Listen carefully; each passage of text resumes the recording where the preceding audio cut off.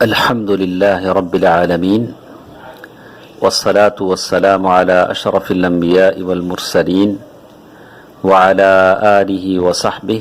ومن تبعهم بإحسان إلى يوم الدين أما بعد. محترم حضرات و خواتین، دلوں کے اعمال کا یہ سلسلہ ہم سن رہے ہیں، اور پہلے سے میں نے آپ کے سامنے اس بات کی وضاحت کر دی ہے کہ ہم انسان جو عمل کرتے ہیں وہ دلوں کے اعمال ہوتے ہیں، اور دل کے علاوہ باقی جو دوسرے اعضاء ہیں اس کے بھی اعمال ہوتے ہیں، جس کو اعمال الجوارح کہتے ہیں. اس میں لوگوں کی الگ الگ حالتیں ہیں، اور پہلے سے ہم نے اس بات کو جانا ہے کہ دلوں کے اعمال کی بہت بڑی اہمیت ہے بدن کے دوسرے اعضاء کے اعمال کے مقابلے میں. لیکن اس کا یہ مطلب ہرگز نہیں ہے کہ صرف آدمی دلوں کے اعمال پر توجہ دے اور جسم کے دوسرے اعضاء کے اعمال میں غفلت برتے. ابن قیم رحمہ اللہ فرماتے ہیں کہ اس سلسلے میں لوگ تین طرح کے پائے جاتے ہیں. جیسے الفوائد میں ابن القیم رحمہ اللہ نے ذکر کیا، پہلے قسم کے وہ لوگ ہیں من اشتغلوا بالامور القلبیہ. کچھ لوگ ہیں جو صرف دلوں کے اعمال سے جڑے ہوئے ہیں، دل کی اصلاح کی طرف ان کی توجہ ہے، اور بالکل دل کے اعمال کی توجہ میں وہ لگے ہوئے ہیں، اور ظاہری اعمال پر ان کی توجہ نہیں ہے. ظاہری اعمال کی سدھار میں اور اس کی جد و جہد میں وہ پیچھے رہ گئے ہیں، ان کی ساری توجہ دلوں کے اعمال پر منحصر ہے. تو شیخ کہتے ہیں کہ یہ غلط ہے، اس لیے کہ دین اس کی بنیاد شریعت ہے، اور دلوں کے اعمال اس وقت تک پورے نہیں ہو سکتے جب تک کہ جسم کے دوسرے اعضاء کے اعمال اس کے ساتھ نہ مل جائیں. دوسری قسم ان لوگوں کی ہے جو ظاہری اعمال پر توجہ دیتے ہیں، جیسے روزہ ہے، نماز ہے. دل کی اصلاح پر ان کی توجہ نہیں ہے، انہوں نے اس کے تعلق سے سوچا بھی نہیں ہے، تو ان کے دل حقد اور حسد سے بھرے ہوئے ہیں. اور دلوں کے اعمال پر توجہ نہ دینے کی وجہ سے منصب کے لیے اور معاشرے میں شان و شوکت کے لیے وہ لوگ ایک دوسرے سے آگے بڑھنے کی کوشش کرتے ہیں، یہاں تک کہ ان کے دل سخت ہو چکے ہیں، اور ان کے دلوں میں مخلوق کی تعظیم نے جگہ بنا لی ہے، اور ان لوگوں سے وہ ڈرتے ہیں جن سے ڈرنے کی انہیں ضرورت نہیں ہے. یہ دوسری قسم ہے جو صرف ظاہری اعمال پر ان کی توجہ ہے، دلوں کی اصلاح پر ان کی کوئی توجہ نہیں ہے. لوگوں کی ایک تیسری قسم، جیسے ابن قیم رحمہ اللہ کہتے ہیں، وہم الوسط، وہ درمیانی قسم کے لوگ ہیں جن کی توجہ دلوں کے اعمال کی سدھار کی بھی طرف ہے، اور جسم کے دوسرے اعضاء کے اعمال کی سدھار کی بھی وہ فکر کرتے ہیں. اور یہ طریقہ انبیاء کرام علیہم الصلاۃ والسلام کا طریقہ ہے. تو معلوم یہ ہوتا ہے کہ صحیح تربیت آدمی کی وہ ہے جس پر انسان دل کی اصلاح پر توجہ دے، جیسے توجہ وہ جسم کے دوسرے اعضاء کے اعمال پر توجہ دیتا ہے. آپ سمجھیں گے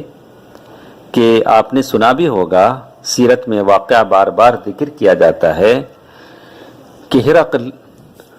وہ بادشاہ تھا، ابو سفیان ابھی مسلمان نہیں ہوئے تھے، وہ کسی سفر پر مکے سے باہر گئے، اور ہرقل نے ان سے پوچھا ابو سفیان سے کہ یہ بتاؤ کہ محمد جو تمہارے ہاں جنہوں نے نبوت اور رسالت کا دعویٰ کیا ہے ان کے دین میں کوئی داخل ہو جانے کے بعد دین سے ناراض ہو کر کوئی باہر آتا بھی ہے، یعنی مرتد ہو کر کوئی باہر چلا جاتا ہے، ایسا بھی ہوتا ہے؟ تو ہرقل کے اس سوال پر ابو سفیان گرچہ کہ وہ مسلمان نہیں تھے لیکن انہوں نے ایک ہی جواب دیا، کہا کہ قال لا، کہا کہ نہیں ایسا نہیں ہوتا ہے، ایک مرتبہ دین میں چلے جانے کے بعد دوبارہ اس دین سے کوئی مکرتا اور پھرتا نہیں ہے اور اس دین سے کوئی مرتد ہوتا نہیں ہے۔ تو یہ جواب سن کر ہرقل نے یہ کہا وَهَكَذَا الْإِيمَانِ إِذَا خَالَطَتْ بَشَاشَةُ الْقُلُوبِ لَا يَسْخُطُهُ أَحَدٌ،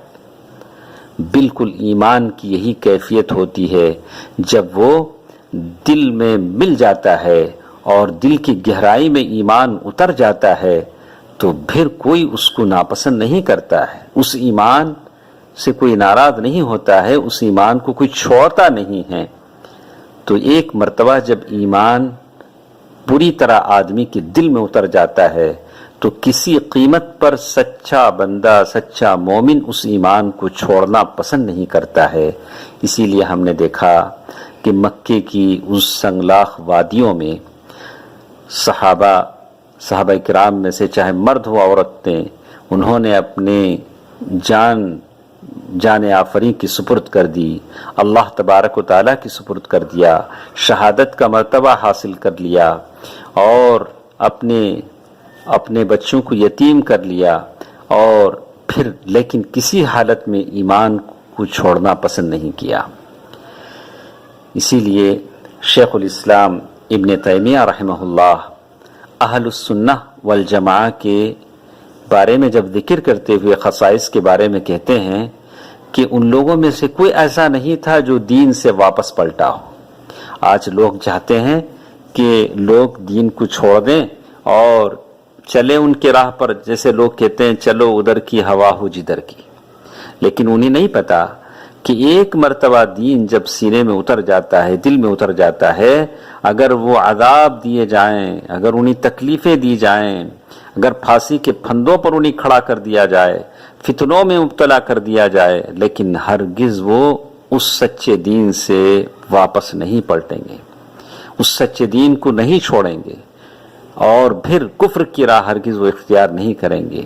یہ اہل السنہ والجماعہ کی خصائص میں ہیں۔ اور جتنے اہل السنہ کے علماء گزرے ہیں انہوں نے دار و رسن کو پسند کیا، پھانسی کے تختے پر چڑھ گئے، لیکن انہوں نے دین کو نہیں چھوڑا، صحیح عقیدے کو نہیں چھوڑا، اور اسی لیے کہتے ہیں طرح طرح کی تکلیفیں انہیں دی گئیں لیکن صحیح راستے صراط مستقیم کو انہوں نے ترک نہیں کیا۔ تو بالکل آج جن حالات میں ہم گزر رہے ہیں، میں سارے لوگوں سے، اہل علم سے، شعور رکھنے والے لوگوں سے کہوں گا کہ ہم ہماری نسل کو اسی سچے عقیدے پر تربیت کریں تاکہ وہ آنے والے حالات کا مقابلہ کر سکیں، سچے ایمان کو لے کر آنے والے حالات کا مقابلہ کر سکیں، ورنہ شرک اور کفر کی گندگیاں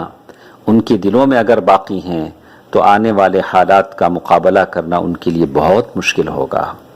تو شریعت ہم کو یہ سکھاتی ہے کہ ہم موحد بن جائیں اور باطل کے سامنے سینہ سپر ہو جائیں۔ اللہ تعالیٰ مجھے اور آپ کو موحدین کے صف میں شامل کرے۔ اللہ تعالیٰ لوگوں کو توحید